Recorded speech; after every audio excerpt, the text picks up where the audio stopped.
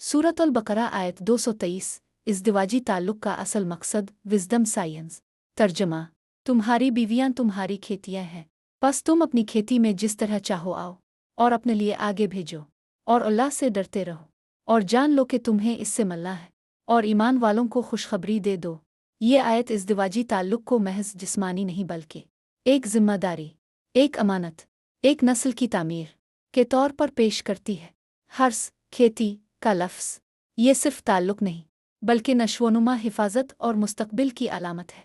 तुम्हारी इज़्दिवाजी ज़िंदगी सिर्फ एक ताल्लुक़ नहीं, ये एक खेती है जहाँ मुस्तकबिल बोया जाता है, जहाँ नस्लें परवान चढ़ती हैं, जहाँ मोहब्बत जिम्मेदारी बन जाती है। अल्लाह फरमाता है, अपने लिए आगे भेजो, यानी सिर्फ आज ना सोचो, अपने कल के बारे में सोचो, अपनी आखिरत के बारे में सोचो, अपने किरदार के बारे में सोचो, क्योंकि हर ताल्लुक़ अल्लाह के सामने जवाबदेह है और जो ईमान वाले हैं उनके लिए खुशखबरी है।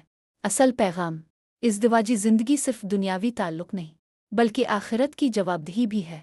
अपने अमाल, नियत, अखलाक और साले नस्ल को अपने मुस्तकबिल के लिए भेजो।